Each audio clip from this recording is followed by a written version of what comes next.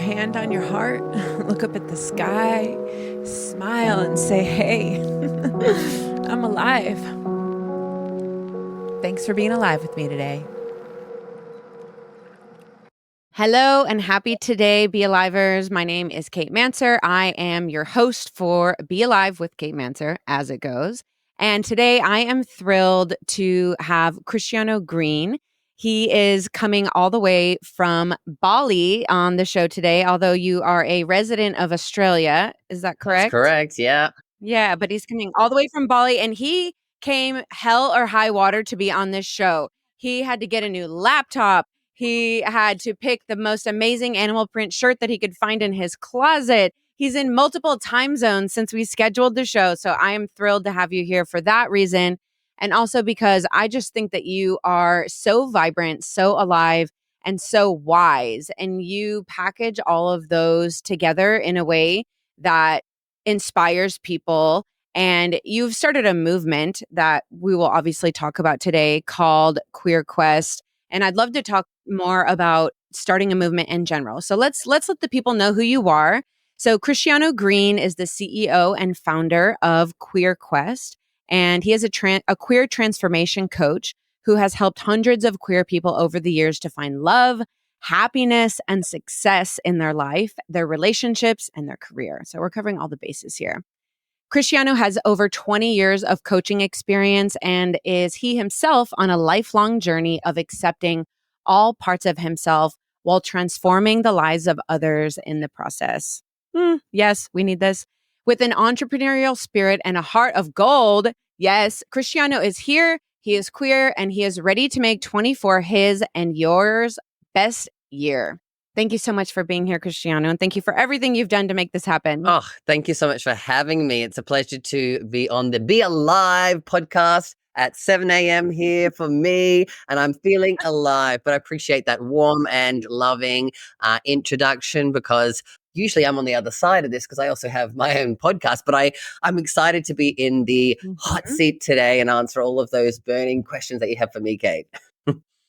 Yes, and tell us what brings you to Bali. Okay, wow. So I've been in Bali for almost 3 years now. I moved here in the middle of the pandemic. I had kind of went through this massive transformation in my own life, left my, high figure corporate career where I had a team of 300 people. It wasn't fulfilling me in my heart and soul anymore. And I decided that I needed to do something that I'd wanted to do since I pretty much started coaching in the corporate world, was to actually help people in the queer community. Initially, I was helping mostly just people who are gay men because, I could identify the most with them, but it's evolved since then. So when I kind of was able to wrap up my career in the corporate world, I was like, I'm living in Sydney. It was a big city, so much energy. And I was like, you know what? I just need something that I can feel like I can go deeper into my own spirituality, my own journey, because I know that as I continued to heal and transform, I could then continue to do that more for people in my community. So that was the basis of me moving. And then Bali, it was close to Australia. I'd been here many times. I loved the people. I loved the energy here. And when I had a small window to get out of Australia during like the two big, smashes of the pandemic, which we had in Australia, I jumped at their chance and I just left. And then here I am. I didn't turn back. Wow. What an incredible leap. Did you have a moment where you almost didn't do it? Did you have a moment where you were about to make the leap and then maybe got a little bit scared or second guessed yourself? You know what? I thought that I might have, but no, the funny thing is it felt like everything was lining up perfectly for me. So in Australia, like they cut anyone able to fly. You weren't able to fly. They opened a window and you had to apply to the government and it was really, really strict. And I had different friends, people who had applied and everyone got denied. I filled it in and within 24 hours, they said, you can go. So everything that kept happening, it was the tick, tick, tick. So I didn't have any fear. I didn't have any reason to doubt. I just said, of course I'm meant to be there because it's all lining up for me to do so. Wow. And do you feel like big life changes are your MO, or that was more of a one of the bigger life changes of your life? Definitely one of the bigger life changes of my life for sure. I think since doing something like, a big massive change was for me, like, was coming out as a gay man back, when I was early 20s. And so going through something where I knew I was going through a transformation and it was a shift of it, I'd kind of been through something. And when I kind of was shifting careers and really stepping into kind of this level of who I am and who I want to be and what I want to do with my life, it kind of felt like I was coming out again. But I kind of had the knowledge of what it was like the first time. And this time I just had to really embrace it and kind of do it, almost like redo my coming out in a way that kind of felt really much more easier to do, and much more heartfelt without the fear and the judgment. Because at the end of the day, I was like, you know what? I am me. And as long as I've got me, I can do this. And that's kind of where it went. And so it was kind of like a redoing of my coming out, but in a whole new vision of it. Well, and you have coached so many people over the years, right? So you came out, you said in your 20s. I'm going to ask around how many years ago was that? So I came out when I was 21 to my family, and that was 16, almost 17 years ago, because I'm turning into my late 30s, coming into that era. And looking Oh, fabulous. thank you. Looking fabulous, absolutely. The Bali tan is Afterglow, is looking yes. It beautiful is, on you. yes. Wow, so okay, and then you came out at 21, you're now in your early 30s, so and it's been, over 10 About years, 15, and you 16 make this years, yeah. other big life 15, 16 years, yeah, so and you make this other big life change. Talk to me about what it's like to make such a big life change at 21, to come out, to and the courage that's associated with that, and I just feel oftentimes that when we have awakenings or big transformations in our lives, many people think that we have this awakening, we come out, or we go through our Saturn return, right, when we're 27. So many of us have awakenings around that time. And there's this sense that, oh, that person is now whole, or their life is now set and they're continuing to walk. But talk to me about the onion peeling process that you have experienced after that big thing that took so much courage and was so brave and so beautiful to come out when you were 21. But talk to me about, like, what happens after that awakening? What happens as you peel the onion back and discover more parts of yourselves that are brought on maybe by that Yeah. big transformation moment and that awakening? Totally, yes. So going back there, so before I came out, I was the epitome of someone who was lonely and isolated, dealing with depression, anxiety. I literally had no friends. I would hide away in my own room, even away from my family, because I got severely bullied in school. And so getting bullied and pushed around and picked on and called a loser, called a faggot, got pushed down the stairs, things like that, every single day, it kind of, eats away at you, and you start to well, I started to believe that my self-worth was that I was a loser, that I was nothing, that I had nothing of value. And so when I was getting picked on for being gay, I tried to hide that, especially from my family, because the biggest fear that I had was that if my family found out, that they would think the same way. And if they thought the same way, then look, I just couldn't live anymore. So I had to live kind of in secret and hiding, and this was all internal. Like, I didn't go out and meet up with any other guys or do any of this stuff, because I was so afraid of everyone that I would just hide away all the time. So that was kind of picture of what it was like that. So when I kind of went through the process Yeah. of it, I had a couple of dark moments where I really did contemplate suicide. And I said to myself, you know what? Mhm. If you do want to go ahead with this, at least give it a try and see what would happen first. Like, you don't know if this is the only way. And that was I was holding on to the smallest sparkle of hope that could happen, that like maybe it would be better. Right. And so went through the process, and that, I won't go into to do details because there's so much to it, but that went on for quite a few times for me, like, to build up some courage to actually go down to, Sydney, to go to a gay bar, a gay club. Like, there was so many times where I went to drive there, and halfway I would turn back because I was just so scared. And so it kind of built up the Yeah. courage, built up the courage. And I finally made it down there. And I went to a big gay club for my very first experience of being around gay people. I would just remember, like, being like this person who was sitting in the corner, just seeing everyone else and just being like, oh my God, everyone here looks like they are having the best time of their life. They look like they're the happiest people ever, right? And so, like, for me, like, I was mind blown. Like, I just couldn't believe that there was people like us, when all you ever saw on TV was like a gay character getting killed off on CSI or something like that. It was just like really bad depictions of people who were gay, right? You just didn't want to do anything because it's just, struck so much fear into me. Seeing that kind of sparked this whole thing for me. And it kind of over the next few months, I kind of started to go out there more and more and started to actually, wow, I've got meeting people and creating friends and like having the best time as well. Mm. And so that kind of opened up me to the possibility of coming out and making that change and doing that. In doing so, though, of course, I started to do that and thinking that going out and partying was real life. My vision of gay people was everyone's happy, but not realizing that everyone was drinking and everyone was, not everyone was on drugs, but like a lot of people were on drugs. So thinking like everyone's happy, and I get caught up in that world. Happily though, I was not unhappily doing it. I was living my best life in my Yeah. in my 20s, going out drinking and partying, but like realizing that as you go through the journey, as you unfold things, just because I came out didn't mean that all of the trauma, all of the pain, all of the internalized homophobia and all the stuff that I was dealing with wasn't there.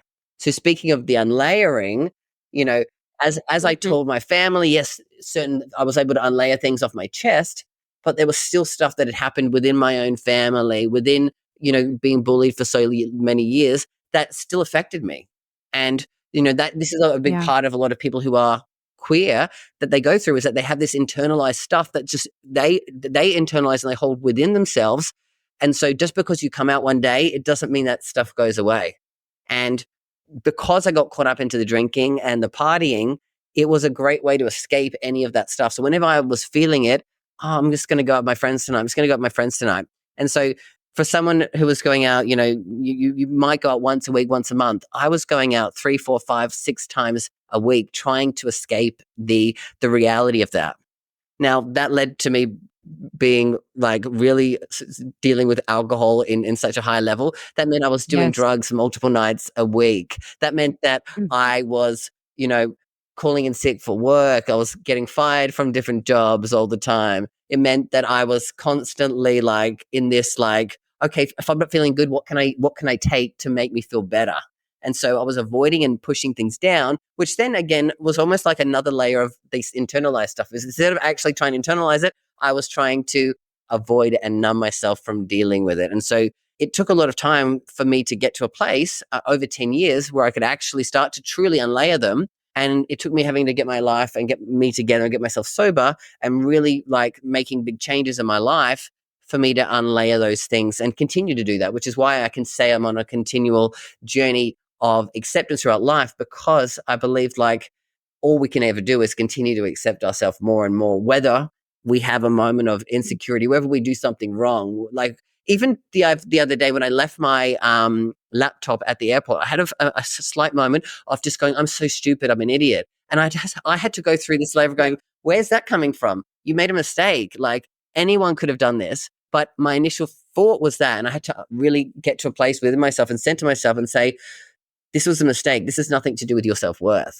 So it's a continual journey of Mm. acceptance. Like you're not stupid. You are worthy, but we're human as well. Wow. So we'll come back. I have a question about making big changes because you seem to be very well versed in that, making big changes and big leaps in your life. But you just said something that I think is so important for myself and for so many listeners, which is you after so many years of doing work on yourself and doing transformation and getting sober and coming out and rejiggering where your self-worth comes from, you had this moment where you started talking negatively to yourself in your mind, and then you caught it and you redirected it, which that's an amazing practice. But how does someone who is really struggling with negative thoughts that are intrusive, and how do they get from that to the point where they can notice it and redirect?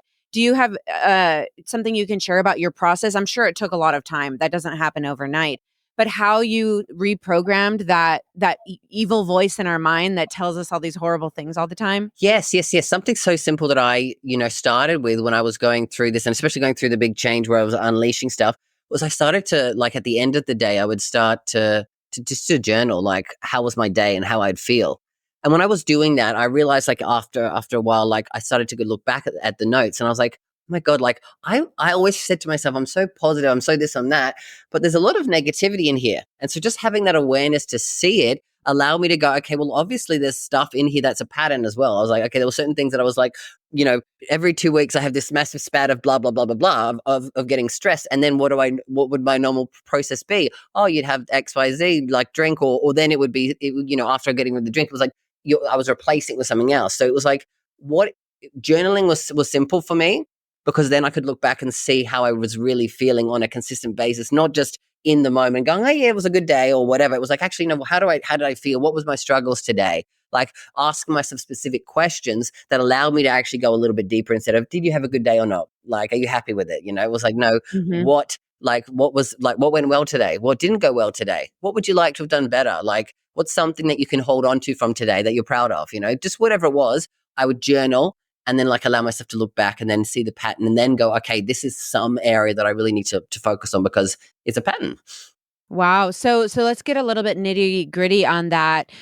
Talk to me about, what was your journaling process like? Was it you'd get into bed and pull out your journal and just free journal? Did you have a question that you would answer at the end of every day? Just like if someone is really starting from zero in journaling, talk to me about what worked for you, because that's cool. I wasn't expecting you to say that journaling helped you to deprogram and become more aware of your negative thought patterns. That's really cool. So, what did your journaling look like back then, and has it evolved? Definitely has evolved for sure. With technology, it's so much easier. I love to just do a voice note now, just an unpack now. Before, but Oh, when I first started, definitely it was certain questions that I would ask myself that would make I would be like, how are you feeling today? What's the overall feeling that you would have? And like I would like to use it as a specific like emotional thing. Like for example, I felt pretty joyous today. And I would say like something happened with the client or whatever it was that I would say I was felt pretty joyous, and then I would talk about that experience, and I would say, okay, so that's something that went well. What's something that didn't go well? And then underneath, I'd be like, okay, well, actually, I was like really frustrated for 2 hours this morning because up, and then I had someone who was running late or whatever it was. It would allow me to go, actually, there was a big period of my day that I wasn't feeling this joyous. So if I just started with the joyous thing and I post that, I look back, I go, that was what I would feel, but I would actually realize that there was other things underneath it. So then after that, the process was, okay, what could be better? And so I would write something and go, like it would like almost help me to go, okay, if you're in that situation again, what can I do to improve it? And so it was kind of, yeah, what went well, what didn't go well, what can I improve, and what's something I can take away from today. And so then those were the four mhm, mhm. overarching questions that I would have. And sometimes after a little while, I kind of all melded into one thing because I knew I didn't have to ask the question and write it down. It was kind of like I would know that I was going to answer all Yeah. these things, and it kind of ended up being like a journal entry. But to start with, I would start with literally answering each question specifically. And then, like I said, like it would become in the reflection of me looking back, like maybe at the end of the month and going, okay, so this is some great stuff, but there's some stuff to work on. And what am I doing now to work on that as well? Of course, I also, was going through different online personal development programs. I went through everything through Tony Robbins, through Brendan Burchard, through John DeMartini. So I did all their stuff. And so a lot of I was getting pre-programmed at the same time. But I think for me to be aware of it, which was maybe your question of like the patterns, was through the journey that allowed me to actually look back and see that these were the major patterns that I had to actually do the work on. Mhm. Amazing. So I'll repeat those 4 questions now, and then we'll also put them in the show notes in case someone is driving and can't take the Beautiful. notes. But the questions are, how are you feeling today? And what went well? What didn't go well? What could be better? And finally, what can I take away from today? And what an amazing assessment and analysis. So you said that it really started with you asking those 4 questions while, I mean, if you're listening to this podcast, you're already consuming personal development Correct. content. If you're anything like me, my social media feed is full of amazing healers, coaches, and Yeah. teachers.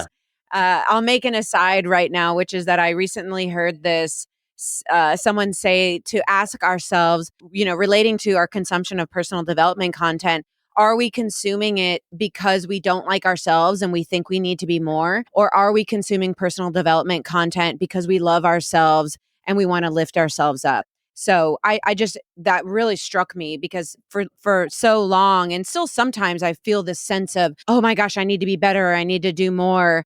but really to consume personal development content like Cristiano's amazing coaching and everything that you put out into the world, as well as this show and the stuff that I and so many other coaches do, really try to do it from a place of love as opposed to a place of feeling not enough. And it's really just a mental shift, but it's so profound. Yeah. And also from a place of I sorry to jump in, there's a place of inspiration, because I find that if it's there, I get inspired by so many other people, and that helps me to continue to go, oh my God, like I want to talk about that from my perspective. So it's also just inspiring to help me share more of my message when I see it from other people as well. Yes, and the danger is when we get caught up in this world of personal growth and personal development to just feel like we're always behind or we're not enough, and also to look for at other people for the answers when oftentimes we can get inspired like you said from other people, but 9 times out of 10, as it sounds like, the answers, they come from within when we get quiet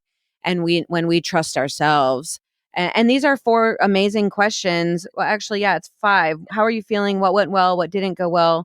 What could be better? And what can I take away? What an amazing, they're so simple, but to assess.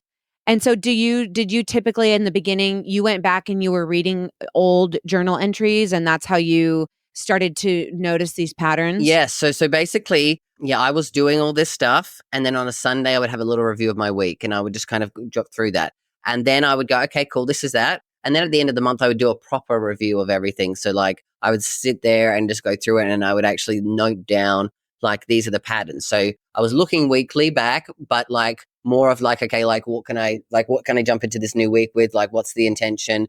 But at the end of the month, it would be a proper review where I could actually note them down and really become aware of, okay, like this is something that I need to highlight, because it's definitely a pattern, good, bad, Mhm. or ugly. Yeah, absolutely. So going back to your process now today, you said it's evolved and you're doing voice notes. And then we'll move on from the journaling thing, even though I think this is so valuable. But what does that look like today? So at the end of the day, you record a voice note, or is it when a thought comes in your mind, you just drop it in there? Yes, basically. So it's not necessarily at the end of the day now. It's literally usually once a day, sometimes twice a day. I'll just be like, okay, I'll get in, and I was doing this just in the notes app on my iPhone, and I would just have like a little section, and then I would have it in a folder, etc.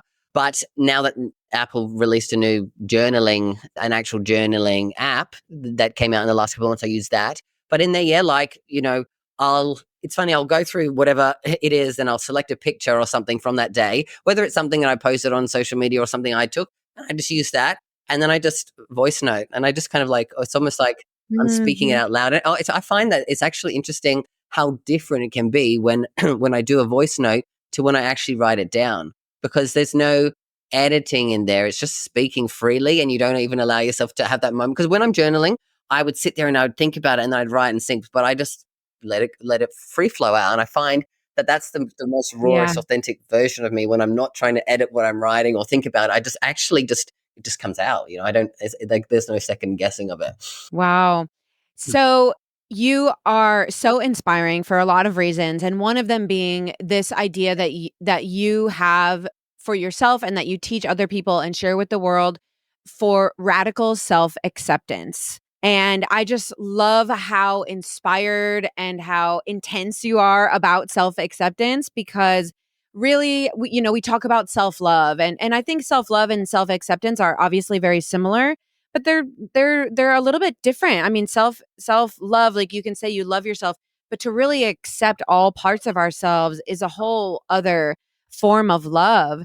And so I'm curious, as we talk about peeling back the onion, we do this one big thing in our life and that's amazing. But talk to me about, what your self-acceptance has looked like over the years. And is there a big moment that you've experienced, say in the last 5 years where you realized something new about self-acceptance that you didn't notice before? Oh yes, I mean this topic is something that I love, and I think so many, especially people, I think in life can relate to it, but definitely within the queer community, because you spend so many years of your life as a queer person struggling internally, and this is like when it comes to self acceptance, it literally is an internal thing.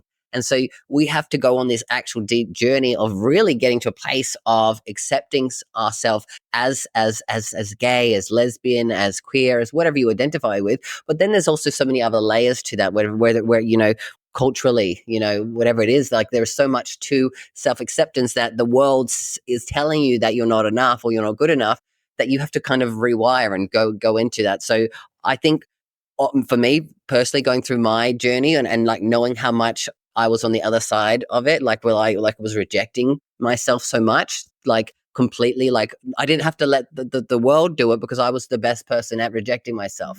And so then, of course, rejection was a big, huge problem for me. And I was not doing things to put myself out there or ask people out because rejection was huge. And that's another big thing that happens within the queer communities. There's this big thing about rejection. And so people hold themselves back because they're afraid of being rejected, because what rejection actually does is it actually makes you feel like you're not good enough, you're not worthy, right? And so going on that journey to do that means that, like I said, yeah, like outside world is the outside world, but the inner world means that, like I said, I can accept myself. Like I said, going through that example of the laptop, right? My initial thought was I'm not good enough, and I was like, I'm an idiot. And I was rejecting myself, but I had to like pull it back quite quickly to get to a place of that. And that's what happens to the best of the best. I hear is that like no one's perfect. Everyone has their moments, but it's about how you pull yourself back and how quickly you can do that is the answer. So it's like no one's going to be able to be absolutely perfect at anything, which is why I say it's a lifelong journey of acceptance. Now, when I'm talking about that, and you said that as well, it's like self-love and self-acceptance are similar. Now, when we talk about like the components of self-love, there's self-awareness. So this is you knowing yourself well enough, your flaws, the great things about you, anything that you want to work on, or like whatever it is, like you know that about yourself, how you come across to other people, right? That's one area of it. Because if you don't have the awareness, how can you do something about it? How can you start to really go, okay, there's a part of me over here that I still deal with, that I'm struggling with in my heart, you know? If I don't have the awareness of what it is, I'll just keep going through the same pattern and I'll start to feel negative and it'll spiral. And then that'll cause some behavior in my life that I really don't want to do, but I'm doing it, right? Which for me in the past was whenever I felt any stress or any feelings of unworthiness, I would go to drinking alcohol. That was my poor behavior. So Mhm. out there, I want you to think about what is your behavior that you would say would go to when something, you know, it internally happens that you aren't being aware of or you're trying to avoid, right? Because for me, I was personally making it a mission to avoid that. So I was doing the opposite of being self-aware. It was like I was trying to self-avoid. So there's self-awareness is one component. Then the next one is self-worth, right? And self-worth Mhm. is around how you see yourself, your own vision of yourself. You're like deep down, like when no one is watching, when you can be at home alone, when all the masks are off, how do you truly feel about yourself? You know? So that's the self-worth, like the self-worth, which is probably closest to self-acceptance, is like how can I become as worthy as I need to be for myself, because that means I'm accepting parts of myself, the good and the bad. Then the third part is around self-confidence, right? Now, we all know that the opposite of confidence is insecurity, right? And so how are you doing and what are you working on when you're insecure about something? Are you aware of that? Right? Do you class your like something that you're not good at?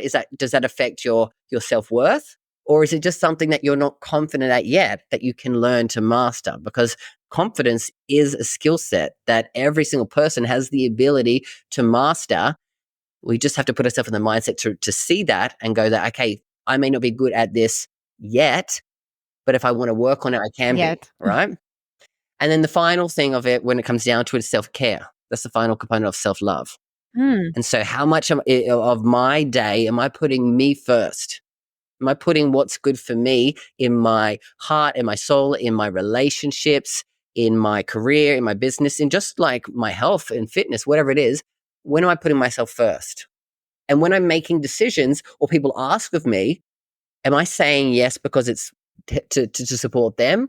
Or am I saying yes because I would like to do that for me, which also is a benefit to everyone else as well? So it's also about really realizing when it comes down to self-care, like self-care doesn't mean I'm just going to, you know, have a massage or take a nap. It's like that deep inner thing of like, I'm actually putting in place into my routine, into my day, things that I know are going to fill me up so I can be at my best when I need to be, right? Whether that's having a great morning routine, whether that's getting to the gym, whether that's eating well, or even if it's sometimes treating yourself to something that you really enjoy, like, a piece of chocolate or a block of chocolate, whatever it is for you. But like there's so many small things that people can do when it comes to self-care. And so kind of wrapping all that up there, like when it comes down to self-acceptance, I look at it and go like self-love and self-acceptance are very similar because it's on the same journey where you've got to be like accepting that there are parts, like I said, the awareness, the self-worth, the confidence, and then the self-care. If you've got all that, then you're continually working on that, then again, you're on that journey of self-acceptance, fully like seeing yourself, owning yourself and honoring yourself in all the best possible ways. Mm. And who better than someone like yourself, and especially, a queer person. And I just want to take a moment to show some respect to the journey of queer people into becoming that, because, if we're looking to leaders in how to become oneself, how to take a time in your life when our hormones are already raging, which is, a lot of queer Mhm. people tend to come out around the age I think that you did, in 17, 18, 19, 20, when our hormones are raging. I mean, that was one of the most trying times of my life. And then add in, dealing with feelings of what am I? Have these feelings. I don't know what to do. Then the feelings of rejection. So if we are looking for the role models around us for self-worth, for self-acceptance, for courage and Yeah. bravery, it is the queer people. And if you have queer people in your life, I would love to know, how you think that we should talk to them. But I would say ask them about their journey, because they have so much to share, and they are an example to us of how to find that courage and how to be brave against very strong odds. Yeah, 100% there. It's called getting curious.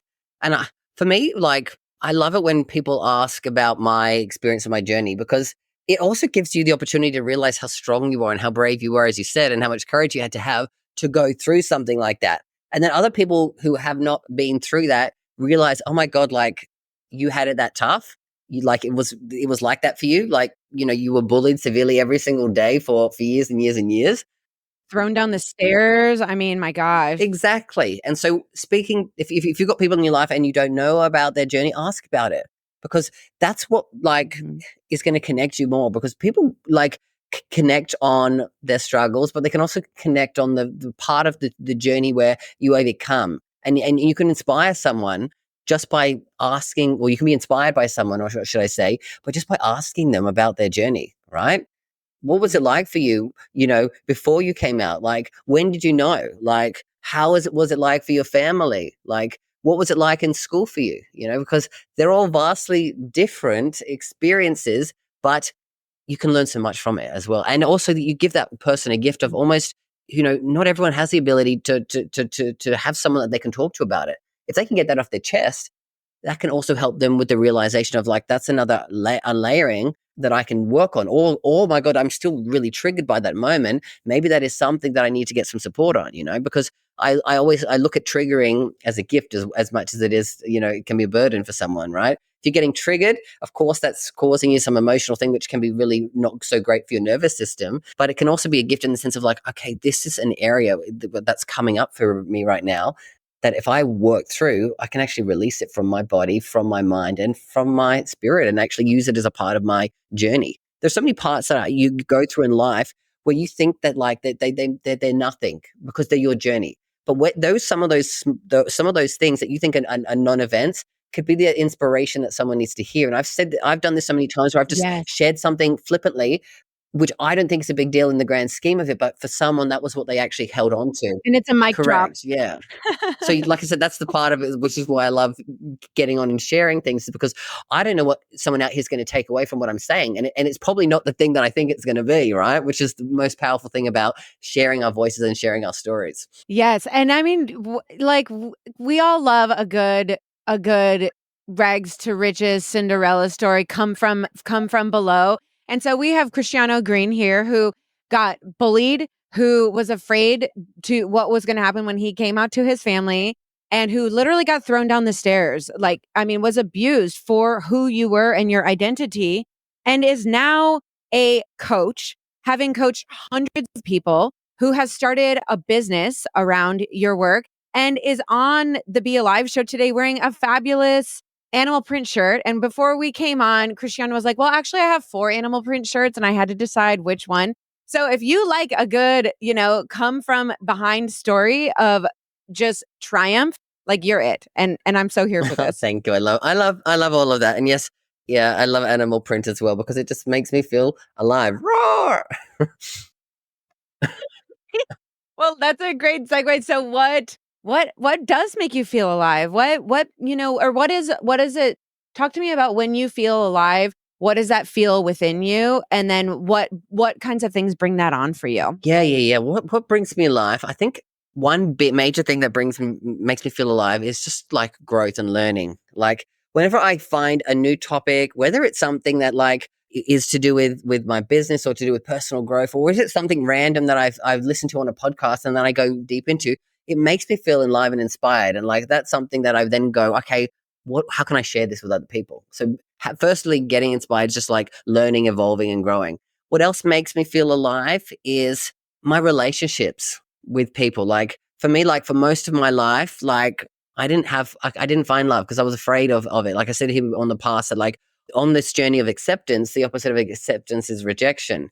And because I was so, in this space of rejection, I didn't put myself out there to meet people. And I was also just avoiding so many things. I was like I said, dealing with alcoholism and, drugs and substance abuse like that. Like I wasn't in a place to be in a relationship, but deep down there was so much part of me that wanted it so badly. And I wanted to be saved. I wanted someone to come and save me and find me and love me and then heal me. I found that person, but it was in the mirror. And it took a Mm, many, many years of me looking externally to get there, to get to a place where I did that for myself. So now when I got into a relationship, I came from a place of like wanting to help, like be a great partner to someone else and give love instead of try to receive it. And so my relationship with my partner, which I've, been in for almost 3 years now, is a place of aliveness. Like we have so much fun together. We laugh every day. We're constantly doing stuff to make us alive. Like we love to travel. We just got back from Australia. Like, things like that, like being with the people that you love, helping people. Like my business makes me alive. Like, I've been inspired over the last, 4 years. Even, throughout my career, I was definitely inspired. But as I knew that before, when I didn't get inspired, I had to make a change. What I'm doing now, I don't have to change. It just evolves and gets better and bigger. And I look at it differently as I evolve. Because when you first start out in something, you think, oh, if I can help one person, it's great. And then you help one person, you help another person, and you go, okay, I want to help X amount of people. And then it grows and grows and grows because you believe you can do more and you have the potential to help more and inspire more.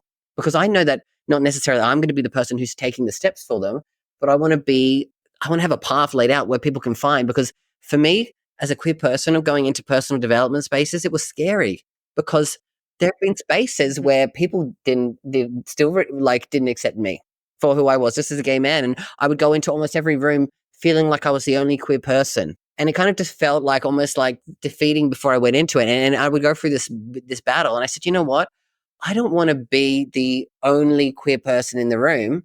So how do I make a room for it? How do I, instead of wondering about walking into the room, how do I create a room for it where queer people can come and feel safe to learn, grow, and evolve and heal in a space that's there dedicated specifically for them, which is what I've been, focused on in this next version of my career when it comes to Queer Quest. It is literally about that, creating a space for us to have personal development, for healing, for growth, and do it in a place where like other people get your journey completely, understand it, but will cheer you on because they know what it's like and like they want that for you. Because there's nothing like seeing someone where you were once take a step forward in their life and just go, I knew you could do that. I Mm, knew you could do that. Because it also makes mm. you like that. If we're talking about being alive, seeing someone take a step forward and almost like looking back at your inner child and going, yeah, you did that too. That is aliveness for me as well, like just, I love it. Like I'm getting the shivers right now, just thinking of like the different experiences. I'm feeling it too. Oh my gosh. So I want to resurface two just incredible gold nuggets that you just dropped. The first one is that you really worked on yourself and you came into the relationship at the point of feeling like you could be a leader in lifting someone else up. And I don't think that you mean that we have to be fully healed to No. enter a relationship or anything like that. But going into a relationship with the salient sense being how can I lift someone else up versus how can I get all of these deep needs met within me that I, for whatever reasons, we all have Correct. many reasons, can't or won't meet within myself. Like that is so beautiful. So I wanted to resurface that for people. And then the second thing that you said, which I mean, I felt like I was the only one in the room. So I decided to make the room. That's Yes. what you said. And that is just that's again, that's that you just have this bias for leadership that I really admire, where, I've suffered a lot from this sense of if I get rejected or someone doesn't, like my book or doesn't no not enough people sign up for my thing, I've gone through periods where I take it so personal and my sense I'm like going away from the microphone because I'm getting smaller and like, oh, I should hide away. But what Cristiano does is you make the room. You work on yourself and you get curious and you have this bias for leadership. And that's incredible. And I admire that so much. And so, I challenge listeners to think, where can you take a bias for leadership in your life? Where have you been stepping back where and maybe thinking that you have to be fully healed or be the expert or have a PhD to lead when really you just need to have the guts and you just need to have the belief that you could maybe help one person.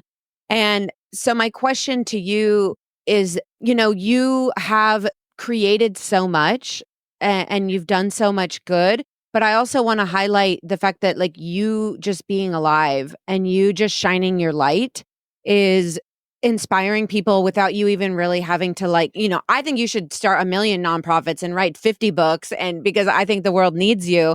But also, like, don't forget for people listening that you don't necessarily even have to write books or donate $1 million or start a nonprofit.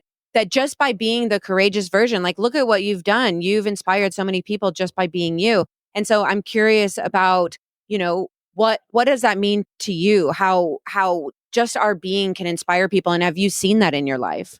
Yeah, definitely. I mean, and I just jumping back to what you said before, so I can relate to the you put this out and you want everyone to love it and you don't get the response that you want, and then you feel this and you might start to retreat, but that if you go back to the real reason why you want to do something is, again, if you're trying to inspire people and you said maybe you wanted 10,000 people to buy your book and only 500 people did, I would say 500 is still a win at this point, right? And so I have to circle my way back to go, you know what? Every step is actually a step towards something, right? And everything happens for a reason, because some of the biggest things that I would go, oh, that was the biggest failure. The setback actually was a setup for me to move in a new direction or whatever inspired me over here. Because like I've been my biggest fear before, coming out and all dealing with that was rejection.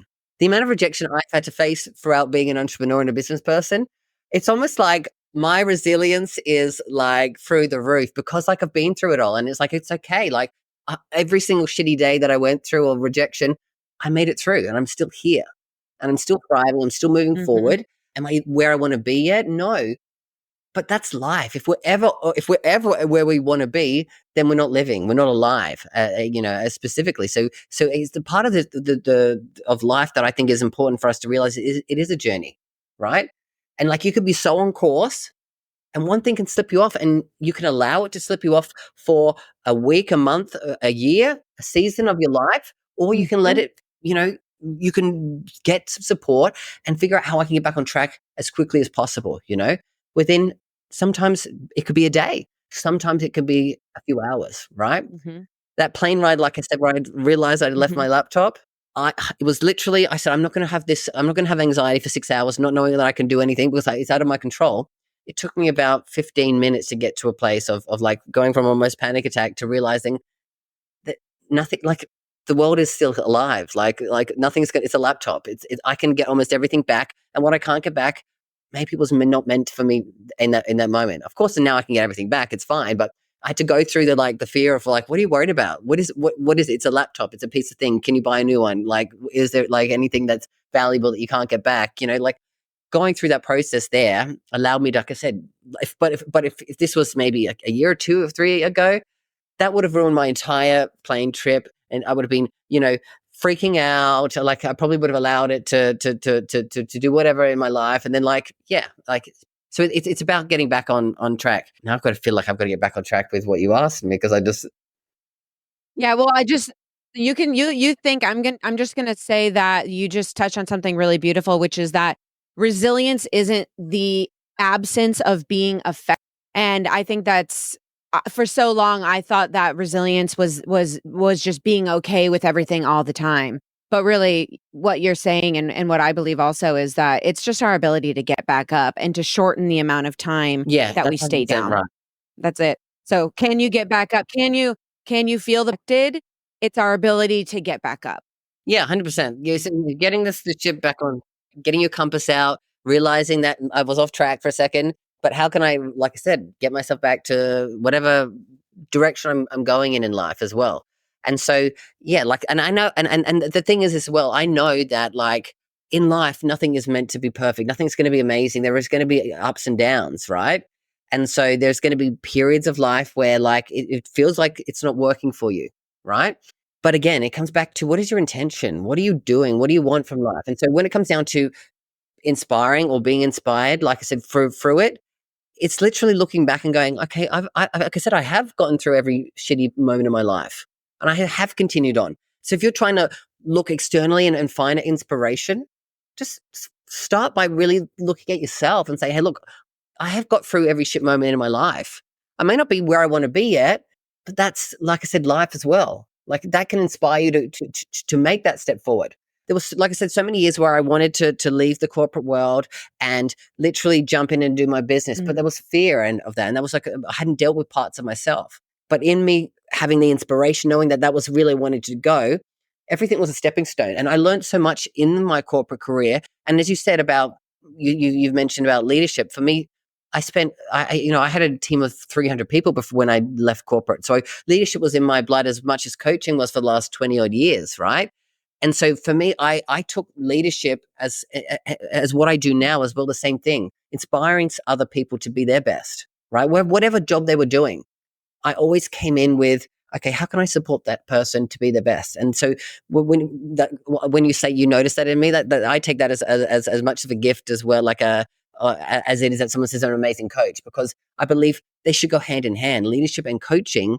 If you're really wanting to inspire a group of people, you need to know how to lead people, and you need to then know how to inspire people through either sharing your story or helping lift people up. Like there is nothing better than just letting someone see their light. That is the most important thing in life. Like not giving your light to them, but letting people see the light within themselves, you know? And we do this by trade, you and we do this by profession, right? I call myself an inspirer. You're Totally. also absolutely an inspirer. And we don't have to be a coach to inspire people and to, just like you said, to bring the light out of people, right? We can't all be pediatric brain surgeons or executive directors of nonprofits that are feeding the hungry. We can do this in our everyday life. And a lot of people, we have a lot in common, Cristiano. Uh-huh. Actually, I used to work at Google. I quit Google and went on a trip around the world. I actually started in Australia and then flew to Bali. And we both have similar paths now. And what I think now is, like, for me, my path was, I at that time I was really passionate about leaving Google, not because I hated it, but just because I needed like a big adventure at the time. But I think that now I see that I could be still inspiring people even if I was still at Google or insert corporate job, or if I'm a landscaper, or if I'm a hairstylist or a data scientist or whatever, that we just happen to do it by trade, and that's why we have microphones in front of our mouths. You can do it, you just may not have a microphone. You're going to be doing it throughout your daily lives. And that's just that's really inspiring, that I believe that our best and most obvious and most accessible way to change the world is in how we show up every day, and how we have a mindset like Christiano Green, where it's like we wake up and we're like, first, we have, I'm grateful that I got to wake up this morning. And then it's like, how can I draw the light out of people today? And One, that yeah. absolutely changes the world. Ah, I love that. Yes, for sure. And 1,000,000% agree that it doesn't matter. Like I said, yes, I am a coach and we do this for profession. We both do this for our profession. But again, just being you, and leadership is something that you don't have to have 100 people to follow you to be a leader, right? You can be living your life and be a leader and a role model to other people just by how you live your life. And so that's the most important thing that people can do is like the skills I learned in leadership, I applied them to myself. And so I started leading myself in different areas, which is how I've been able to, like I said, get through the ups and the downs and continue to to evolve and do those things. It's because I know how to lead myself. But in doing that, I help other people lead their lives, which then is a ripple effect because I know that what I do isn't just helping the person in front of me. It's helping their community, the people around them, because when you shine your light, other people get a chance to get infected and inspired by that as well. So Mm. that's the beautiful thing out there is it's like everything is a ripple effect. And again, this is for everyone out there. Whatever you're doing, the kindness that you show to a stranger, you don't know what that does for someone else in as well. So you are doing more than you ever will know to other people's lives, right? And that's the beautiful thing about life is that everything is a ripple effect in life, and one thing that you take away can affect someone else. So you being your best self, I'm trying to work to be your best in whatever you do and however you live your life. It's going to help other people as well. So, like, think about that. If you were looking for inspiration, is you being your Yeah. best self is going to help someone else be their best self. So tell me, do you have someone in your life who is not necessarily a coach, but who just lives their life in a way that's really inspiring? And if so, can you describe that person to us and how they engage in life and what you find so inspiring about them? Oh yeah, there's definitely a number of people there that fully inspire that. Like, for example, like with what we do, sometimes like it takes a lot of energy, and there's the parts of me like people would think that I'm just fully a extroverted person because that's how it looks when you look at someone online. But I class myself as an ambivert. I'm 50% extroverted and 50% introverted. So there are times when I'm out in the world where I don't want to talk to people. I just want to be on my own.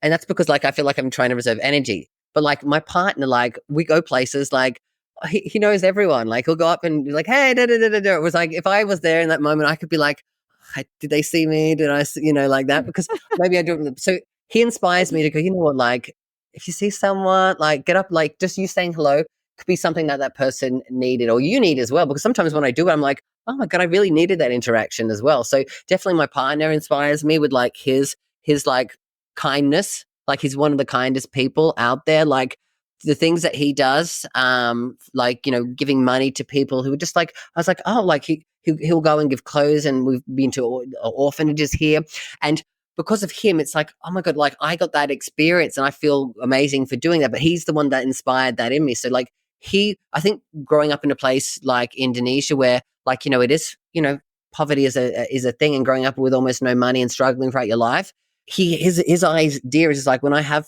things I want to give up to other people because I know what it was like to be in that moment. So having that experience, he inspires me because it's like it's just he's being kind and giving, and I'm being kind of giving in a different way because I do it here, but he inspires me to do it in more ways than I thought possible. I'm like, okay, great, let's go do that. Yes, let's go off and spend the weekend doing that. So yeah, definitely my partner would inspire me to be more kind and to also, like I said, like be a little bit more bubbly and extroverted when you Yeah. see people out in public as well. I don't want a picture painted of me being like this ogre outside of it where I don't talk to anyone, but like definitely there are moments where like you know what I'm saying, introversion is definitely the way to go. Beautiful. Well, and it sounds like you found someone that you help balance one another out. Definitely. Yeah, yeah, for Mm. sure. So tell me, we're kind of coming to the end here, but tell me, I'm really passionate about the idea, and I know that you exude this idea of cultivating everyday aliveness, everyday magic, everyday joy.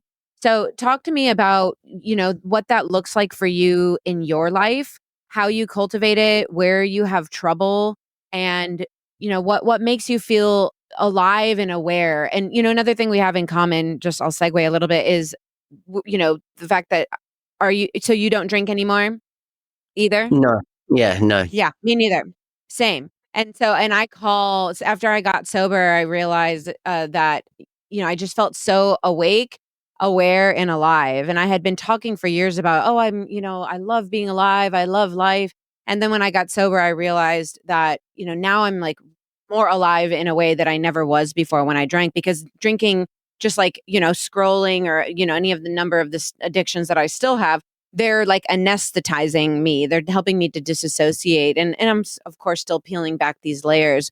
But I'm curious, yeah, for you, what brings that sense to you of on an everyday basis with all the dramas of life and all the frustrations? What helps you feel present and alive? What helps me feel present and alive? I think there's a couple of things here, and some of them are like opposite. So on one end, it's like I love a good routine where, like, you know, because before, like, and a lot of people can really relate to this.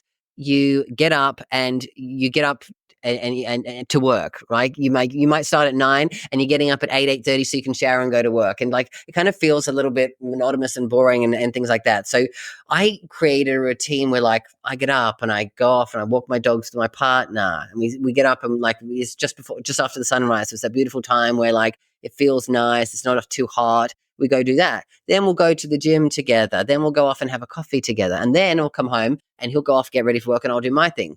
So having a routine in the morning that isn't just around jumping up and jumping straight into work makes me feel alive. Brings me joy because it's something that we're spending the morning together as well. But it's also like getting in stuff that is making me alive. Literally, my physical body, like taking care of myself in the morning. And then when I jump into the work that I do, I can come from a place of inspiration instead of like, so because as much as this is an amazing thing that we do, it can come with exhaustion, it can come with burnout, and it can come with, you know, like like I said, it didn't work out today, like, and you can feel like defeated. But again, if you have things in your life that are outside of that and you're a multifaceted person, then you can create like the balance between it. So like even if you've had a bad day, you know what you need to do to unwind, to let go of that stuff. So that, like, the next day isn't, you don't carry that into the next day. Right. So I would do that. Yeah. I love going out and playing tennis. I love going to the spa here and doing saunas and steam rooms and ice baths and all of that stuff, like chilling out, like personal self-care time is important to me. But I also love something variety, like, so something randomly happening in my day that, like, is out of the blue, or someone asking me like, hey, like, would you like to go to lunch? I'm like, I actually don't have anything that's urgent that I need to do. I'm gonna go do that. I'll finish that later. Mhm. There's the flexibility. So much as I love routine, I also love the flexibility in my life that I get to create it the way that I want to. Right? Yeah, like I said, when Beautiful. 7 a.m., I was like, you know what? I'm going to do my podcast in the morning because I feel like me getting on here, this is when I'm going to be at my best. So I made sure that my morning worked out well so that I could still be here. And then the next rest of the day, I'm going to go off and do other things. So my morning routine is different today than is another day. But again, I love that. It's like, it's cool because I have the flexibility. I can change things, whenever I like, because it's my life. And that's why I think being a Yeah. leader of your life, you start to realize that you are in control of your own destiny, of your own life. And so that's, again, something else that I didn't touch on of being alive. Is like, just like, if you don't like something in your life, whether it's your career, whether it's a relationship, whether it's a friendship, it doesn't have to be that way. We think in our mind that we don't have as much power as we do. We are powerful human beings and we are creators, and we can shift and change things at a moment's notice. And sometimes, just understanding and realizing that takes the pressure off. Because then you can go, actually, my job isn't that bad. I've been telling myself it is because I've think I can't do anything about it. But when I let go and go, I could if I wanted to, but I actually like it, that could change the whole thing that you have Yeah. yourself as well. So I We think that, think we're stuck, but we can just stretch our arms out and make that change. But yeah, that it's like the imaginary box is so real.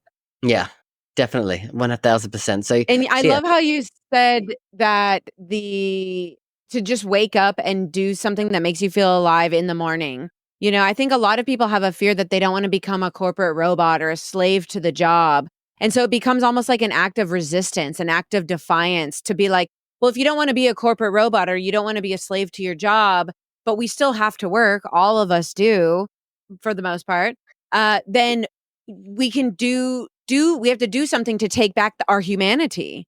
And, you taking a walk with your partner in the morning and your dog and really enjoying that, that's like a rebel, like punk rock act. against the man. And I love that you prioritize that in the morning and get your humanness, prioritize that before you enter the vortex of work. Definitely. Yeah. I think that's important, right? And like I said, as much as we can get into that, like I said, monotonous thing of like, yeah, it's work, sleep, work, sleep, work, sleep, repeat, It doesn't have to be that way, Yeah. you know? And like I Even said, if we people go, I need my weekend. Yeah. Sometimes I'm like, it's Sunday. I'm going to go off and do something that I need to do. And it's going to help my week better. But it's like, it's only going to take me 2 hours. I'll do it. And it's fine because like I get to choose that. And I don't do that going, I have to do it. It's like, I'm choosing to do this so that my week's easier, And I'm okay with that, right? Because if every day you're choosing to be alive, then every day you get a choice to do what you want to do. And so there is no weekends in life when you're living your best life. Like you get to choose. Yes. Ah, that was so beautiful.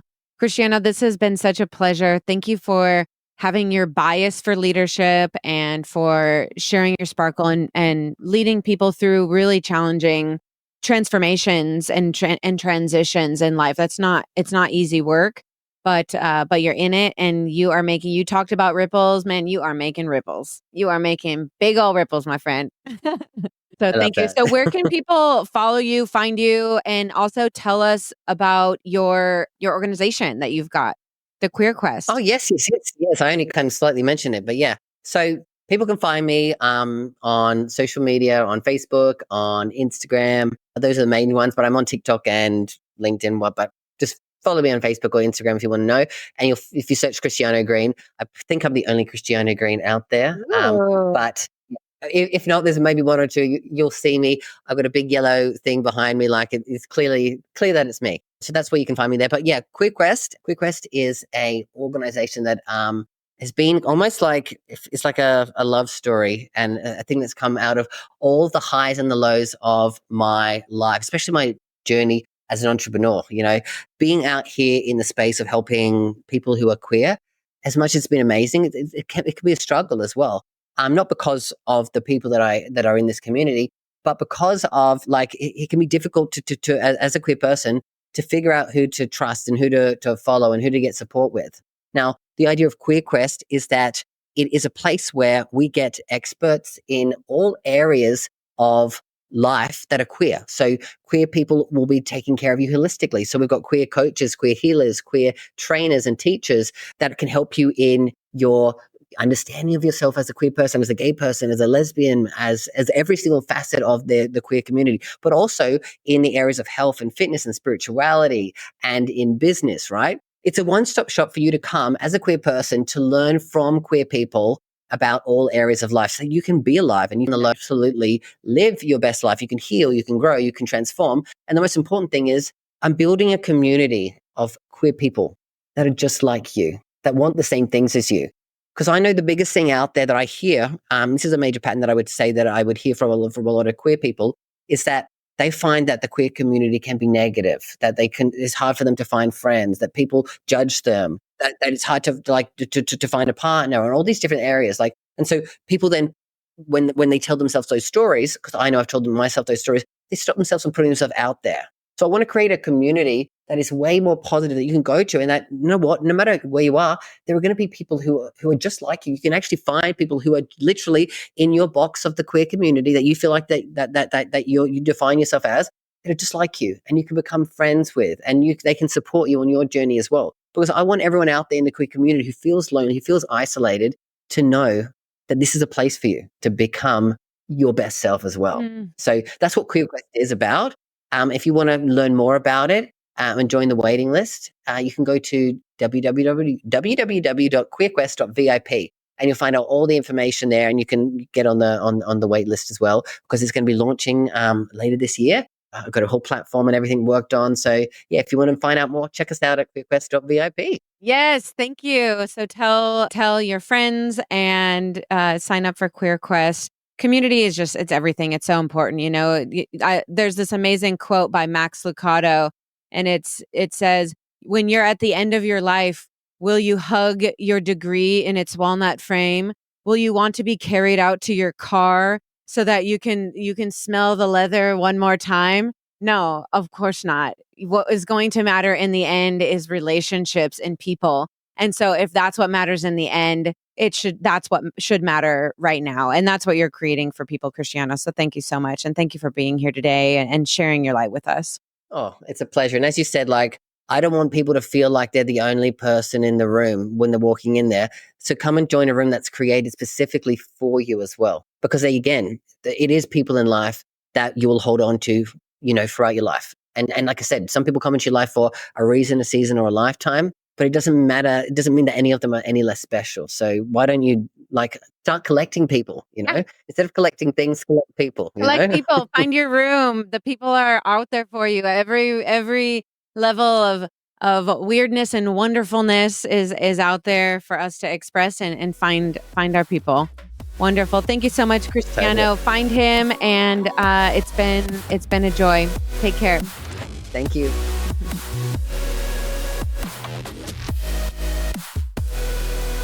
Hey y'all, thank you so much for listening to this episode.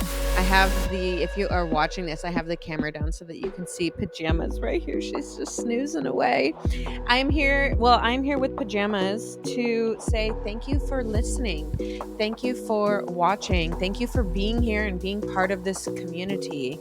It is just an absolute honor to bring this show to you. As a type B personality, I'm pretty hair flip proud of myself that I have reached almost 4 months of weekly episodes, and there is no end in sight. I am fully committed to this podcast. I am committed to doing one episode a week for at least a year, maybe beyond. I'm enjoying it so much. So know that when I create these episodes for you, I am having so much fun, and I get such a jazz out of bringing this content to you and just sharing my life with you along the way. So please, if you could, whether you're watching this or listening, leave a comment, do a subscribe, and share this with a friend.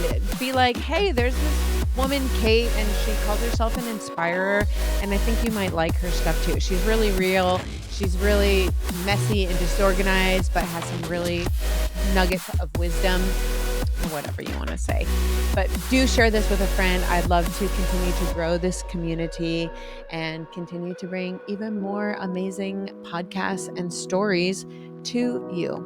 With all my love from Kate and Pajamas. Bye.